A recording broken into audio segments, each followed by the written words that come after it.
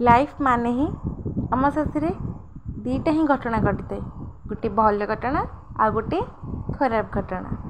तो जिते आम आम साथ किसी खराब होता है आम बहुत किसी दुर्बल हो जाऊ भांगी पड़ था तो सही समय मन इच्छा करे ना आमको जमी कि गोटे सपोर्ट कर आमको जमी कि गोटे बुझीपार। तो मु भावे जे जिते आम दुर्बल हो पड़ना से जदि आम खंडे बही पढ़ा से बही आमको बहुत किसी शिखा मिले जमीक कि आज मुझे बही शिखिली मत बही पढ़ा आ पढ़ेबा दीड जाक बहुत भल लगे।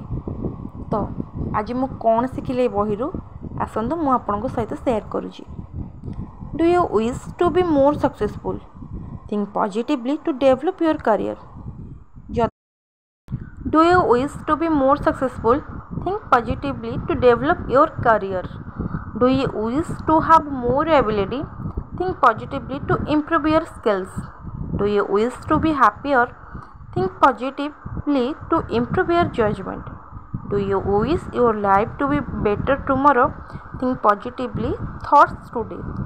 तो ए बही आमर सारांश कौन बुझिले ना जदि तुम सफलता चाहिए सफलता पाइबा चाहो बहुत बड़ आकार ताल तुमको कौन करने पड़ो ना ताल तुम पॉजिटिव सकारात्मक भाव में निज कैरियर किपर आग को बढ़ो से उपर ध्यान देवा उचित।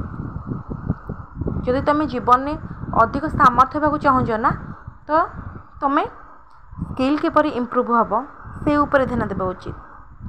जदि तुम खुशी रहा चाहो ना सब जदि तुम इच्छा खुशी रहा ताहले आम विचारधारा को आम सकारात्मक रखा ताहले जाकि आम जीवन में खुशी हो पार। जदि आम लाइफ रो आमर गोटे विश हम कि आमर आसंता कालटा केमती बेटर हम माने बहुत भल हम ताहले आमको कौन कर ना आज ठार ही आमको सकारात्मक चिंताधारा आम मन में आने को पड़ो।